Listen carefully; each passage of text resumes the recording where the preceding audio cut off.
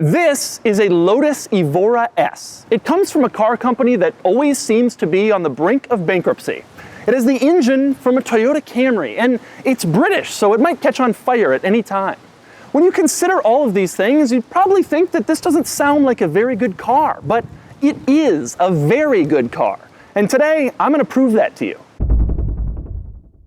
I'm going to start with the Evora's strongest asset, its Camry engine. I know what you're thinking. Who would take the engine from the most common mid-size sedan in the country, the car dads use to drive their kids to soccer practice, and stick it in a Lotus? But it's smart, because a Lotus engine would use unique parts. It would be complicated. It probably wouldn't be properly tested. Frankly, a Lotus engine wouldn't really be reliable. But the Camry engine powers one of the most notoriously reliable cars of all time, and it means that parts will always be available, even if Lotus inevitably succumbs to bankruptcy.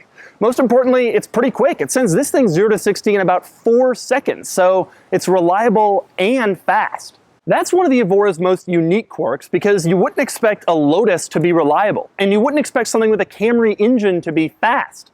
But the Evora is both of those things, and its unique quirks and features don't stop there. So I'm going to show you around the Evora, and I'm going to show you everything that makes it so special, and then I'm going to take it out on the road.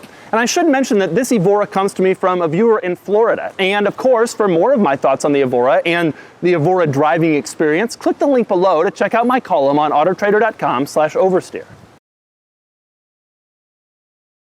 One of my favorite quirks about this car is and will always be the crazy Lotus key.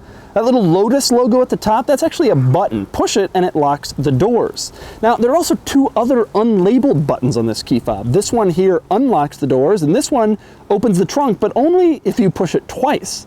Why don't they just put labels on them? I don't know. That's Lotus. Now, in the front of the Evora, you won't find a second trunk like you would in a Boxster or a Cayman, and most Evora owners will tell you that the front doesn't open, but that's not strictly true. Using a little latch hidden way under the center of the dashboard that nobody would ever think to look for, you can actually open this little bit, which has places where you can add washer fluid and brake fluid.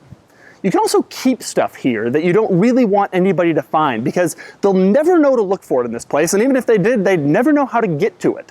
Unless, of course, they saw this video. Now, in the back of an Evora, you'll find both the trunk and the engine. The trunk is surprisingly large, and there's a little cargo net in there to keep stuff from sliding around. But I think more interesting is the engine. Although there's an engine cover on this engine, like in most exotic cars, and they don't want their owners to get in there and touch stuff and screw stuff up, Lotus knows that their owners are a lot more likely than the average sports car owner to want to get in there and tweak stuff. So, once you've opened the hood, there are a couple more latches. You can open the engine cover and then do whatever you want to the engine. Another crazy quirk about the Evora is all of its weirdly labeled buttons. Now, I admit some of them I understand. For example, that one does something with the speedometer. There's the heated seat, another heated seat. The one on the right, what do you think that does? Wrong. It opens the glove box. Now, the one on the right is easy. It locks and unlocks the doors. But the one on the left, what could that possibly do? It raises the spoiler? Wrong. It opens the trunk, although I have no idea what it's really trying to symbolize. On this side, the buttons are labeled a lot more obviously, and there's even a little coin tray that could be useful for tolls.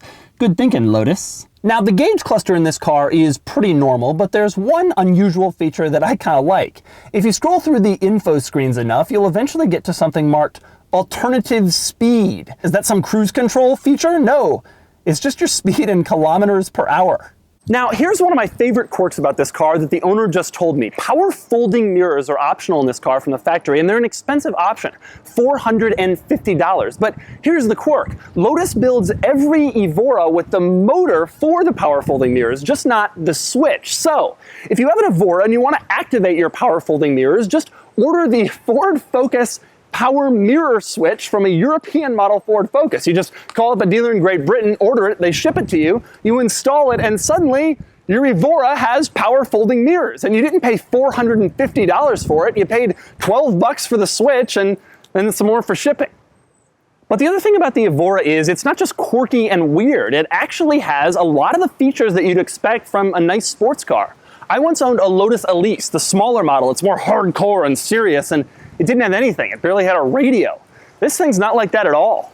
There are, for example, power windows, and I've already covered the power mirrors. There's beautiful leather upholstery with Recaro sports seats.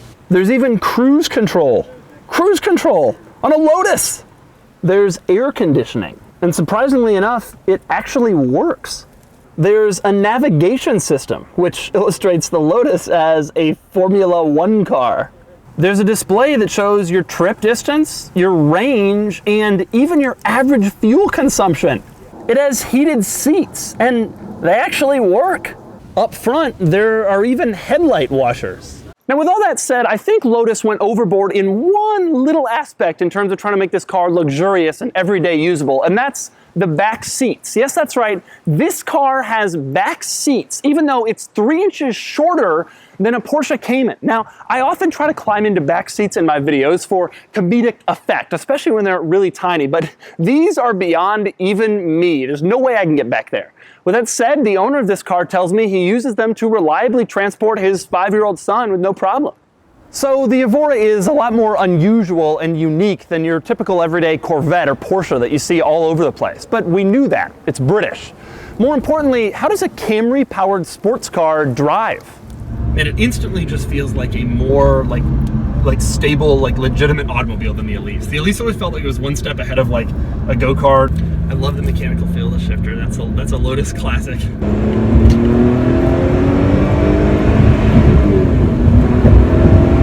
Wow!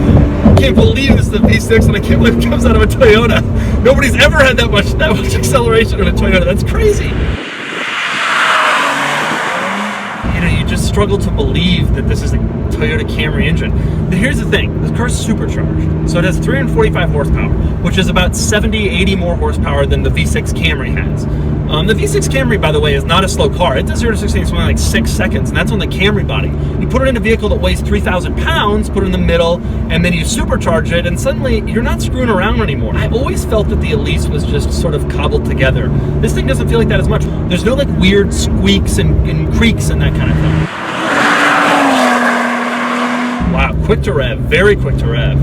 Not much rear visibility out there, huh? The engine cover ends up blocking about half of the incredibly tiny rear window that exists. Sitting here at a stoplight, it feels very smooth. There's no rumbling, there's no like weird things making noise like they shouldn't be. I'm kind of surprised by that, honestly, because my Elise experience was not like that.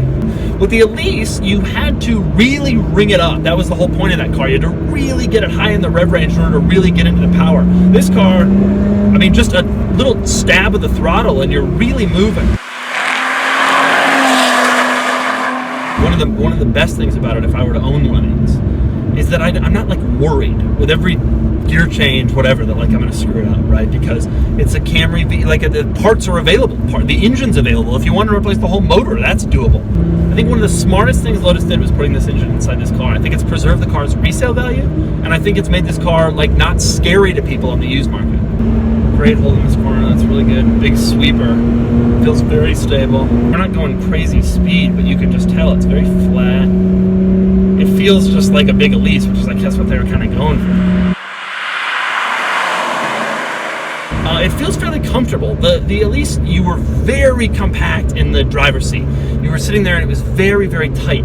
You don't feel like that in this car. It's not really that tight. It actually feels fairly comfortable. I have a lot of room. Now, one of the things the owner explained to me, he came out of an Exige for this car, and this car is obviously a lot more drivable and normal. And he explained to me like a spectrum. It's kind of interesting. On one end you have a car you passionately love, and on the other end something you passionately hate. And the Exige was sort of both. And he wanted something a little bit more tolerable, and this is that. It's not a car that you're going to maybe have the crazy passionate feelings about because it's not like a dedicated car. You really only get those when you have like a dedicated track car like the Elise. But it provides maybe 80 or 90% of those feelings. But most importantly, it's something you don't have to just hate when you're driving it. You don't have to just sit there and go, oh, I can't believe I'm driving this thing again. I really want something more comfortable.